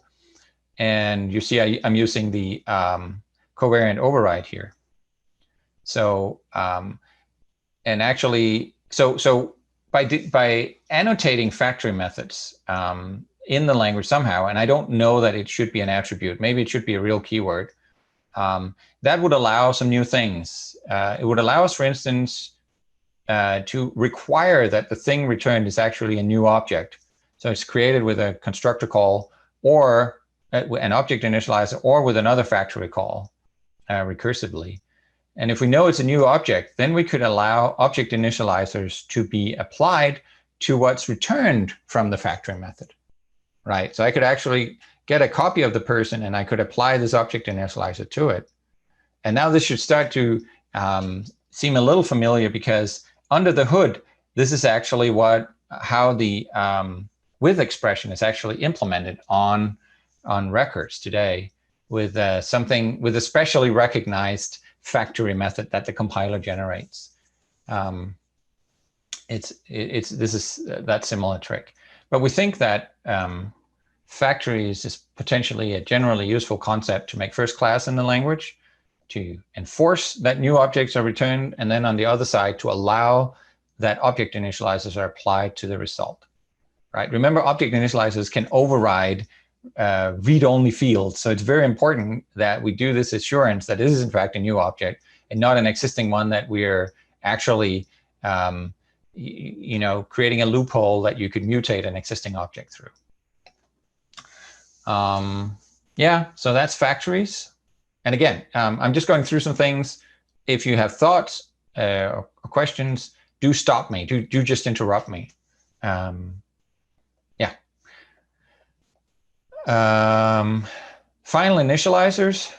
One of the things that constructors are still better at than object initializers is validating your input when you're creating the object. The problem with object initializers is that they, first the constructor runs and it does whatever logic it has, and then the fields or properties get assigned. Well, that's too late. I've already run my validation logic. How do I validate an object after the object initializer has run? Well, you'd need a new construct for that. And that's what we're proposing here. We call it final initializers. Maybe there's a better name for it, but the idea is to have a new kind of member in a class that runs right, as the last thing when the object gets created. After all the object initializer runs on the client side of who's creating the object, then that would end with a call to this init body here, which can then do a final validation, throw exceptions and whatnot that would then come out of the object creation expression. after all the data has been set. So I think this is useful enough that that we would add that. The interaction between that and the factories that I just talked about is actually kind of complicated. So working that all out and making sure that the initializers really do get called and in the right order and so on, that's a challenge that we have for C# 10 if we want both features to coexist. All right? No one's yelling. Primary constructors, I showed you primary constructors on records. And we want to take this feature and generalize it to classes and structs in general, where you can just put constructor parameters on the class. You can put constructor arguments on the base class.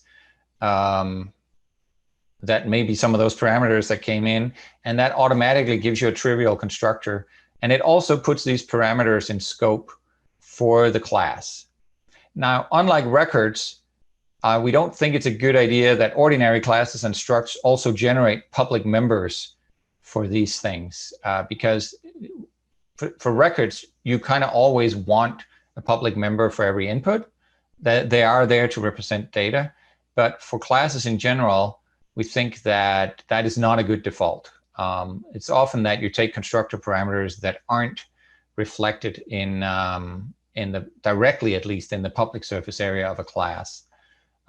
Think about dependency injection, for instance. You'll be taking some things in that, some dependencies that you absolutely do not want to expose maybe from your class, and just want to store inside and use. So,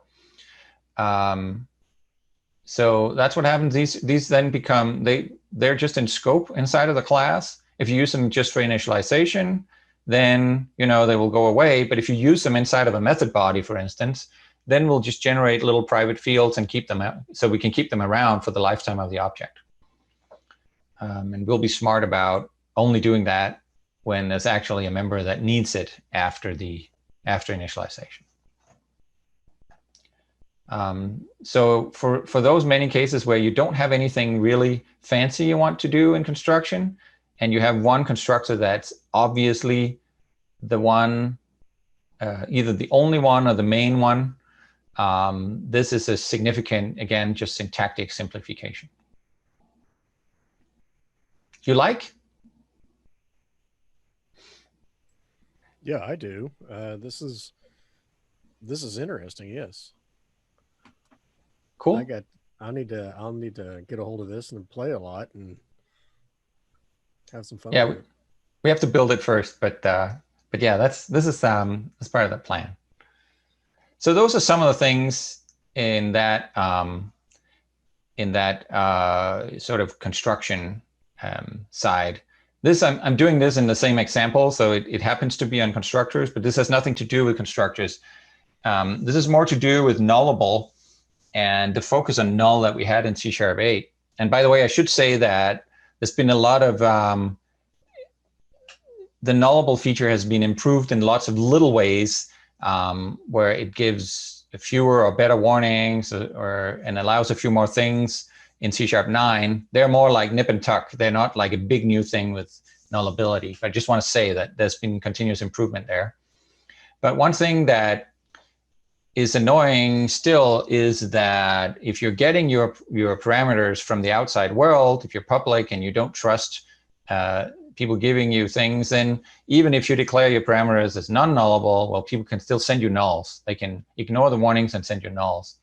And so you might still want to have your methods, your public methods and constructors, as in this case, be have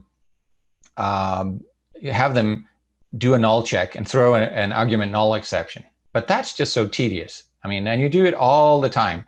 An argument null exception is like by far the most manually thrown exception in the universe, right? So writing that code again and again and again, yada, yada, yada, name of parameter, blah, blah, blah. Why don't we do it for you? And so there's this idea that if you just put some very serious double bangs on your parameter names, then we will generate those tests for you in the body of the method or constructor or whatever.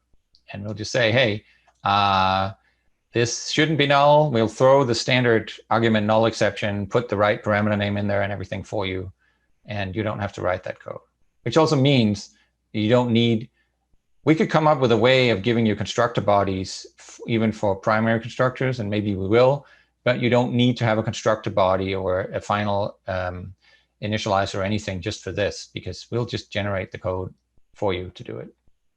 So of course, what I think might be the next thing after that is some sort of a custom statement, because I can imagine being at like an API level where we'd like to give a friendly message. Yes, it's the argument null exception, but maybe something that to the implementer going, this is what this is really intended to do, not just be not null, but this is why. Sure. Though if you want to do that, you're going above and beyond what I think 98% of people do today. I'm using 98 a lot. Well, thank you. I'll take that as a compliment that I go above 98. Yeah, that's what I'm saying. You really like you love your customers more than almost anyone else. And so, is there a possibility of this also checking like if the string is empty? Because normally I'm checking null or empty, right? Because to me, it's the same problem. Yeah, I see people always want more. No, you're right. That is sort of like this. That's the second thing on the list, almost, right? That's the next thing down the list where people say, "Hey, this thing is empty, and I need something to be in it." That we don't have ideas for, but let's try this out, and if that works, it might be that there's a syntax just waiting to be put on parameters for, a string parameters, for instance, that says, check that this is not empty. Also, maybe it's a triple bang. Maybe triple bang checks is null or empty. I'm only half joking. Well, it's like it's too much like JavaScript, with equals, yeah. The triple somethings we've been avoiding so far. We don't have any triple question marks either anywhere, but maybe one day. Okay. And I mentioned, struct records. We would want to allow structs to be records as well. But now sort of here towards the end, I also want to show you something that may be a little further out, although, if we can get it into C# 10, I'll be super happy. And this has to do with, so this is allowing interfaces to specify static members and require that classes implement static members that correspond to that, okay? This idea has been around for a long time, and there's several scenarios for it. One of them, I think the primary one for sure, is being able to abstract over numerics. So for better or worse, numerics in C# and .NET is mostly about static functionality, and it actually kind of sucks. There's no way that you can say, hey, I'm going to write this generic algorithm that works for all these different kinds of numbers, because the number operators just aren't instance methods. They can't be captured by an interface. So you can't abstract over things that have a plus. And operators are static in C#, right? And so what if you could? What if interfaces could say, hey, these static members, including operators, including maybe conversions, though that's a little iffy, maybe constructors, which are also kind of half static, because you call them on the type. The object doesn't exist yet. You call them on the type, and then you get an object. Maybe you could specify those in interfaces as well. And this is sort of like, this is what that might look like. So for instance, mathematically speaking, this is called a monoid. It's a thing that it's any mathematical, it's any like a number system or a set of elements with two operations, one that gives you a neutral element and one that can operate over pairs of elements and give you another element back. And the neutral element is then required to, if one of the inputs to the operator is the neutral element, then the output is the other one. That's a monoid, and we could specify a monoid like this, and then we go, hey, like look, ints, for instance, they're monoids, and if I want to specify that, I could just go to, well, I could you couldn't, but I could go to to the core framework and implement this new interface. So we would have to we could build a library of numeric types that represent several, common sets of operations that are meaningful as a bundle, and specify those as interfaces and slap them on all the types that we have where they make sense. But you could implement these interfaces too, and then you could also play and implement the same numeric concepts in your way. Say if you do complex numbers or something else completely, you could fit into this scheme, defining your own numeric, not your own numeric interface, but your own implementations of them. So this requires two things. So the plus operator int already has. We'll treat it as a static operator, even though it's built into the language. We'll say, okay, int satisfy this. But the other one we have to specify. We could specify as a public static property here, computed property. We could also allow you to implement it as an explicit implementation if we don't want to add to the surface area of the int type.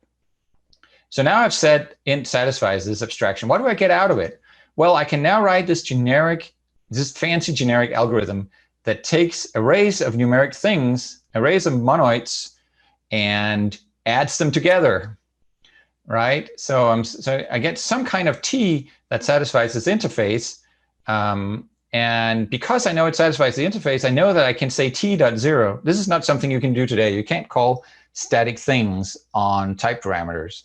And also, I know it has a plus. And so I can add T values together, indirectly here through the plus equals method. So I'm writing a perfectly clear and beautiful numeric algorithm here without knowing what numeric type I'm going to be using it on. And then I can just call this method on an array of ints, and we do the usual type inference for generics. So it'll implicitly pass int as a type parameter, as a type argument. That satisfies the constraint per this declaration. And therefore, it'll happily add up all our numbers and return the result 63. And we now have numeric abstraction in C# and in .NET. Of course, you can use it for other things as well, but I think this is probably the most significant scenario. Any thoughts on that? Unfortunately, I can't see any comments, so. The one comment that came in was, yay. Yeah, I was gonna say. Okay, that's promising. But again, it needs fiddling in the runtime, right? Because we need to actually make interfaces able to do this in the runtime. But we've done prototypes of that. Actually, 2 independent prototypes over the years have done this. One in .NET Framework about a decade ago, and one in Mono, I think last year. Mads, there is a question about what would be a good use for this? So any scenario where you're using numerics kind of abstractly is essentially out of bounds today. We don't have a good library of algorithms, for instance, for like numeric algorithms. If you go look at Python or something, they have SciPy and NumPy and all these things that are rich libraries to work over numbers. And we don't have anything equivalent. And it's harder to do because we're statically typed. So unless you can abstract over the different numeric types, you can't really write these algorithms once and for all. So that's definitely just beefing up numerics and fostering an ecosystem of numeric libraries, I think, is one thing here. Concretely, it would be lovely if you could do, if we could make it easier for data scientists or for people to write AI, put different AI algorithms and write them directly in C#. So I think that this could be part of a numerics boost, and that will probably be the primary use of it. One way to do auto differentiation, for instance, involves the abstracting over your numeric algorithms, so you can take dual numbers and push them through and that kind of thing. There are all kinds of uses for it. Yeah, we're coming up on time. So we'll stop throwing features at you and just see if there are any last minute questions, just in general. Yeah, I do. Yeah. Which of the C# 9 features are available on targets lower than net 5? That's a great question. The answer is, in a sense, it's none of them. And in a sense, it's almost all of them, depending on how you answer the question. So technically speaking, most features work down level. Okay, you can get the compiler to work on an older version of .NET as long as everything it uses is there. The compiler won't flat out refuse to compile things to with the C# 9 source code against older frameworks. But if the feature relies on something that isn't in the framework, it'll complain. Now, that's the technical answer at the compiler level. Like, we really don't, if we need a feature, we need it, and we'll give you an error. And if something is required of the runtime itself, like the covariant returns, for instance, then that just can't work. Then you can't fix that. In some cases, you can provide your own shim libraries or something to make the compiler happy. Say, okay, just like with value tuple back in the old days, not all frameworks had it, but you could supply it yourself and the compiler will be happy. And that continues to be the case when the compiler is looking for a type. The tooling doesn't support it directly. So if you're in Visual Studio, we won't let you pick a combination like that. We won't let you pick a newer language version against an older framework. And that's because it's hard to reason about what works and what doesn't. And so we don't want to guide you down that path accidentally and get you into a situation that you may not understand why this doesn't work. So you kind of have to do it manually. We say that it's an unsupported scenario. If something doesn't work about it and you tell us, hey, I'm using the new compiler against this old stuff and this or that doesn't work, we'll say, yeah, sorry about that, but that's your problem. So it's unsupported. But in many cases, you can get it to work. Because I had a discussion with a colleague, I guess the record types, or more precisely, I think the init properties, they will not work. Like we do multi-targeting to net standard as well, but this is like probably similar to default interface implementations. This does not work below net 5. Is that right? Yeah, I think that you probably, I think it would be hard to make it work. There's some combination of, I mean, the compiler encodes it in a way that I think is a little hard to circumvent when you don't. I think it probably uses attributes. Does it use modrex or something like that? I'm not sure. So there might be a way to circumvent it, but it will be dirty. It will be like putting some extra attributes or modrex or something into your framework. So. Or some types that maybe it can be done. Maybe it can be done with just some type declarations. I'm not sure. I'm sure that what I am sure of is that if there's a way, then it'll be available on the internet, very soon, if it isn't already. But again, you're sort of on your own then. I mean, you're circumventing what the compiler needs, and if you don't provide it in exactly the same way, things might not work the way that they should. The compiler's assumption might not be met. So we don't recommend it, and it's not supported. Cool, thanks. Awesome. Well, the talk is officially over in the sense that you should feel free now to drop off or stay. I will hang out for a little longer. I'll stop sharing so I can see all of you again. That is so nice. It was really hard presenting without being able to see anyone. I hate this in Zoom. But I'm happy to, like, if there are more questions or thoughts, happy to just stay around and chat for half an hour or so. And then I think my wife said that she would get the pizza for around 6:30 local time, which is in half an hour. So it can feel like a user group meeting still. Well, so Mads, I mean, we did kind of answer this on the chat, but Someone was asking about, how much input Anders still has on C#. That's a great question. So so let me just, let me go into storytelling mode just a little bit here. So when we built Roslyn, when we decided to re-implement the whole C# compiler and VB compiler in C# and VB, that took a while. And so we weren't really doing much language design for a while because just getting the existing language features up and running was a bit of a pain. And so Anders and I were kind of just loose cannons looking for stuff to do. And we hooked up with some people over in the JavaScript team, and we decided to get together and make TypeScript. And so we were kind of like moonlighting on a different team there for a bit. And Anders got really sucked into it. And I liked it too. I mean, it was fun. But when he said, okay, I'm going to stay over here, guys. Goodbye. I found a new family and I have a new baby. I was left to that's when I became the lead designer of C#.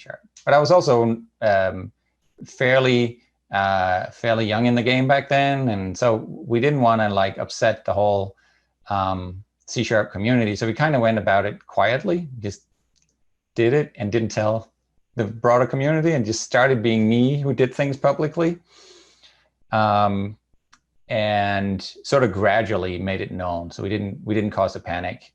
We couldn't have done that today with all the open source and whatnot, but back then you could do that kind of sneaky thing. But then we also, I guess the organization as a whole was also a little worried about leaving the reins to me, and I was too. And so we had an arrangement where Anders first he stayed on the design team for a while, though it got more and more confusing for him to be in two language designs at once. He would start putting the types after the variables and stuff like that. And then after a while, we moved him. We created what we call the review team, which is a set of language experts or adjacent experts that Anders is one of, that we gather every 3 months and review the language design with. And that's his level of involvement today, plus having a weekly one-on-one with me still after all these years, that we sort of alternate loosely between discussing TypeScript and C# and stealing each other's ideas. You'll notice that a lot of the nullable stuff is very similar. That's not by accident across the two languages. So so he still has why in that one-on-one, right? I mean, one-on-one with Mads and Anders, right? You wouldn't get much out of it because we speak Danish.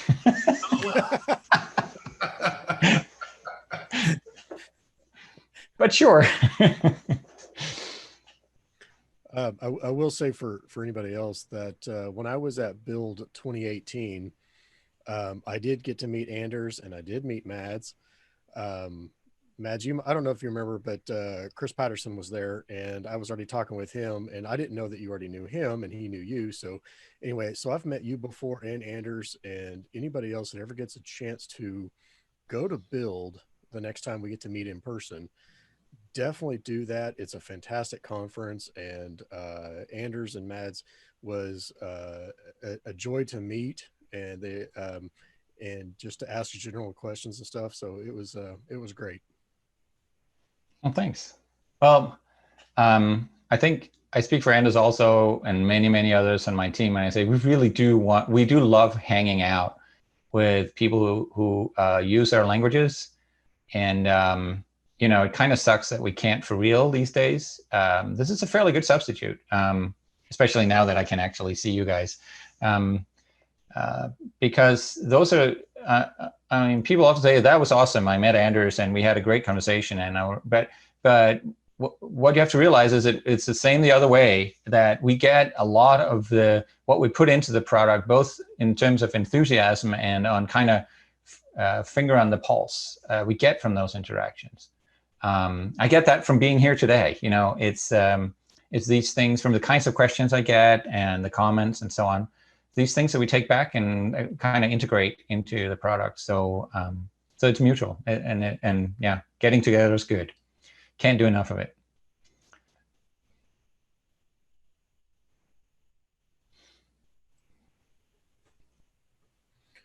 All right, Chad, do you want to stop the recording? And I was gonna, I mean, yeah, I mean, so anyone else have any other good questions before we kick off the Twitch team, folks on Twitch?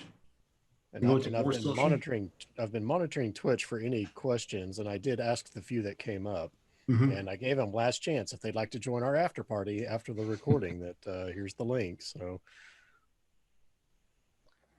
yeah, someone's talking about Danes and programming languages. There is something to that. Bjarne Strostrup came out of the same university as I did, the Aarhus University in Denmark. We weren't there at the same time though. And there was definitely a lot of focus on programming languages in Denmark, back then at least. I don't know if it's still the case. I think it's kind of faded somewhat. Maybe all of us went to the US and kind of broke the passing on. But yeah, it's definitely more of that. Also, yeah, definitely more languages that have had Danes involved, especially, you know, in earlier times. All right. So we're dangerous. For everyone on Twitch, thank you so much for joining us. I am going to go ahead and cut it off because what I have found is the Zoom crowd seems to pick up once they get off Twitch because they know they're not being broadcast over the whole internet. I don't know what it is, right? Now, sure enough, so folks on Twitch or folks on Zoom, I will be streaming tomorrow night, 8 p.m. And once again, we'll be working on that C# utility to build up that static website for the Codepalooza archive. I'll see you all tomorrow. See y'all. Thanks, folks.